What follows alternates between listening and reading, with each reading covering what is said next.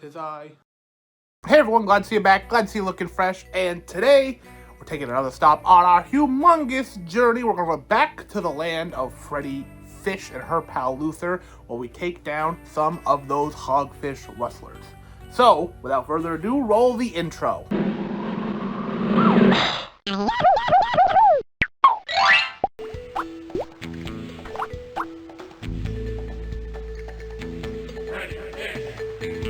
Ma'am? Howdy. Are we there yet, Freddi? Almost. It sure is nice of your cousin Calico to teach us all about raising hogfish. She'll be glad for the help. It's hard to run a big ranch all by yourself. Will we get to wear 10-gallon hats? I think a 5-gallon hat is more your size. Come on, let's go. I'm at least 7 gallons, Freddi. 6.5 minimum.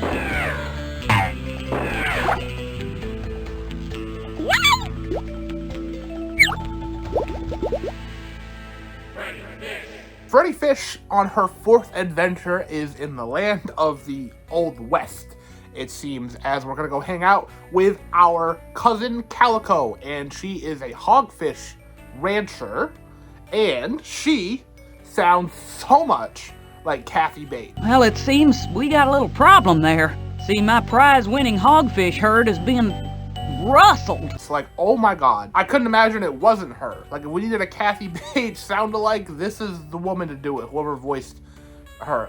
It was incredible.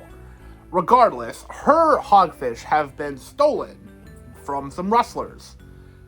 And so we need to go meet the rustlers, who will proudly declare themselves as rustlers. They read rustler magazines and they dress like rustlers, and that's how they operate. So, in typical Freddi Fish fashion, then we have to kind of go around the world and piece together a couple things. And then once we have all the things we need, we can infiltrate and we're good to go. So this time we have to look like hogfish rustlers. So to do that, we need a 10-gallon hat, the blue specifically. We need a belt buckle with an S on it, and we need a bow tie. So I think it's a bow tie, but it's like a string. It looks weird. I've always thought it looked weird. When traveling around the town, we meet all kooky cast of characters as per usual. I've always really liked the soft shark and the hammer shark that are working on this square dancing floor, which needs to be a square floor. So you gotta go get some wood for the square dancing floor. And Freddi just stuffs an entire thing of wood in her pocket. And this is like one of the first times that like Luther comments, he's like, I hope those edges are sanded. And it's true, I hope those edges are sanded, because whoosh, where's that wood going? But that's always been the case. He just kind of like pockets it into the invisible, but video game logic. There are these squid that spit ink like it's tobacco, and I never understood the joke as a kid. There's this blacksmith who only does buckles, and which is good for us because we need a buckle, but that's a weird business to be having. But there's also a couple characters you meet along the way that are suspicious. They act suspicious, whether when you come to meet them for the first time or you're leaving them, such as the octopus player of the piano, Gil Barker, who we met in the last game, but we don't acknowledge that we met him in the last game. So either this game takes place before the last game, or they're different people, and their names are a little different. I'm pretty sure they're the same person, because he was selling tickets to the minigame in the last one. Regardless, he's still up to his same old like salesman antics. He has a little thing too, and then Slim has a little cutscene too. It's a little suspicious. So those three, you kind of as you go, or in the back of your head, you're like, those three may be up to no good. Maybe they're involved in this rustling business. But, you know, some of them are involved with the regular quests, like you gotta buy stuff from Gil, like some gum, which you feed to a shark, which I never understood the shark thing either. Because, like, some creatures in this world are just people. Like, sharks have been people before. We've known sharks in the first two games that kind of look like this guy. But this guy's just animal. shark. Like, what's up with that? I don't know. He may be like a dog, I know there's like dogfish. Like, so there's pets in this universe too. So there are like just animals. But this guy's just a shark. He's just a pink shark. I don't know. Guys, he really likes some gum. And then you can go past him. You can just huck stuff at him all day too if you wanted to, and feed him random nonsense. If you want to, of course. That's the thing about these games, is everything is clickable, including, which I've always found amazing, is that there's this little like song.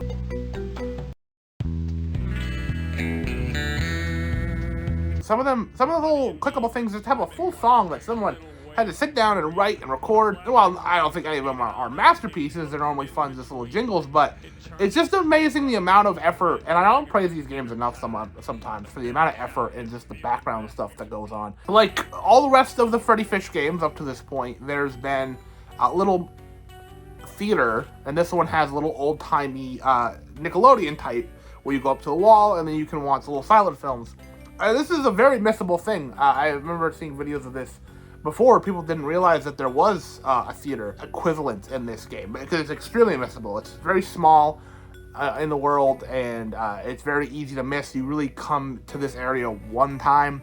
There's no real reason to come back here unless you really just want to start drinking soda or just talk to the characters over and over, but there's no real reason to come back in most playthroughs. So, you don't. So it's super missable. I really like this sheriff guy too, Sheriff Shrimp. He is hiding under a hat because he's embarrassed because he lost his badge, and that's what you go after you feed the shark some gum. You find some starfish and you just give him one. And this is one case where the starfish, the letter that you get for the buckle, the color of the hat, the size of the wood are all like randomly chosen, and they're always, as a kid, I always liked getting the thing before getting the quest, so that sometimes I would just nail it first try. Most of the time you wouldn't nail it first try, but it's loaded before, like, as the game is loaded for the first time. So, you know, like most humongous games, they are replayable because it's a little different every time. The choice of what thing it is going to be a little different. So getting it ahead of time was sometimes kind of fun. This time I didn't do that, just because I knew I was just going to go through and have to come back anyway. So one of the areas, which, side note, the first time you come to this area, it is like dry. The water level is too low to get in this ship, so you have to fix that. And so you do, I won't spoil how, but you fix the water level situation, and then the place is flooded.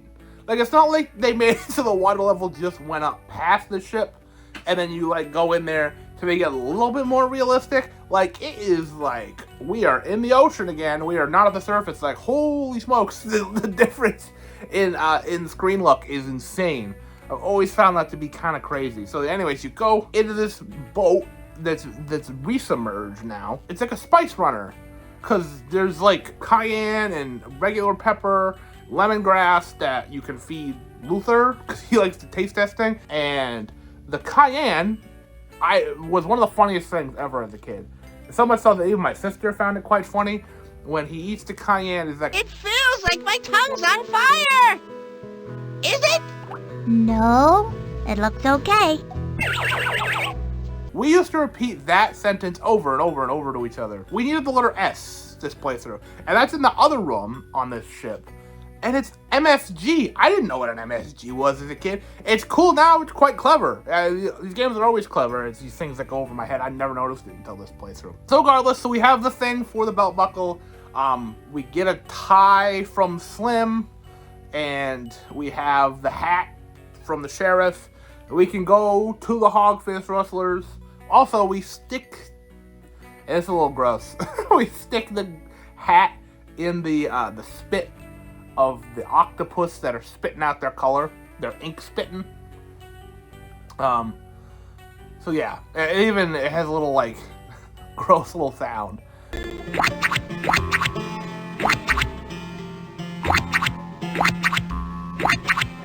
When it goes under. So yeah, we have a spit colored hat. And then we go to the hogfish rustlers, and then we infiltrate, and then we are immediately caught, which is kind of funny. And then we get thrown with the hogfish, and then we have to find out a way to break them out, right?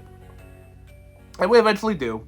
But during the little time when you're with the hogfish, you have to really pay attention because there is an item that will lead you to see who is involved with the crime, who's involved with the rustling or the hustling of the hogfish.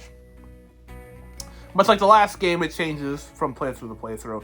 You have little hints as you go on who was acting suspicious, but at the end of the game, you can accuse anybody in the town. You can accuse the sheriff, you can accuse Cousin Calico if you want, as being involved with the hogfish rustling, which I don't think is ever possible. I don't know if there's only 3 endings compared to the 3 people that are acting suspicious. Anyway, this time I did get someone who was suspicious, so it leads me to believe that yes, there is only 3 endings.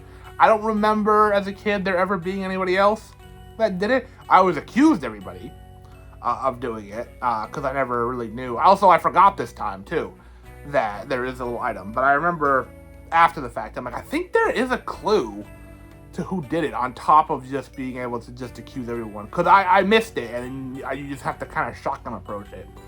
You kind of hit everybody until they confess. But yeah, that's it. That is Freddi Fish in the case of the hogfish rustlers, and I really liked this game. I really liked this game as a kid. I really like it now.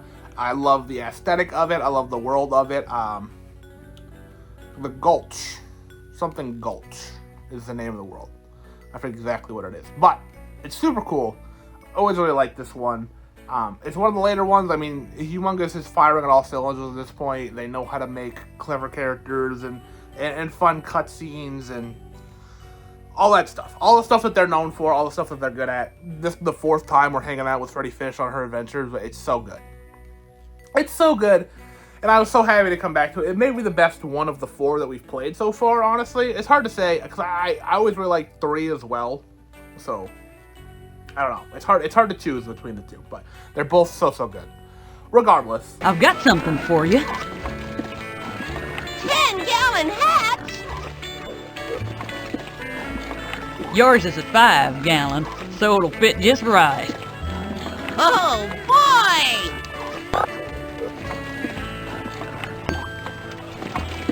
Now come on, you 2. I'll show you how to tie a lasso. Have you played Freddi Fish 4 before? Let me know down below. If so, who was your favorite character? Like I said, I always like the sharks and the sheriff in this one. But yeah, if you haven't played it, I definitely recommend playing it. It's so much fun. I didn't really spoil a lot of the puzzles in this one because a lot of them are fun and interesting, and they're out there, but of course they're not too hard. Because I played this and I beat it in just under an hour. Pretty smooth sailing. But also I didn't really skip around too much to go to different areas, so maybe it's just because I knew where everything was pretty much. Regardless. Thanks so much for watching. As always, like this if you like to subscribe if you haven't already, and I will see you at some point.